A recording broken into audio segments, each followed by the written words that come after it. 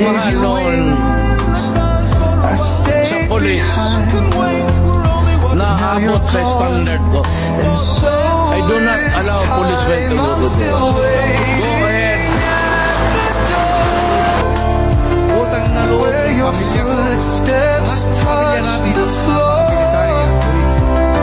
Pamilya natin.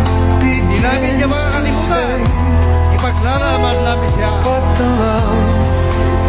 Panahon na ninyo, lalo na ngayon. Now that I am president, I would like to guarantee all of you that if it is in the performance of your duty, sa pagkasundalo mo, wala kayong isipin. I will also protect you. So I said, my duty is to fight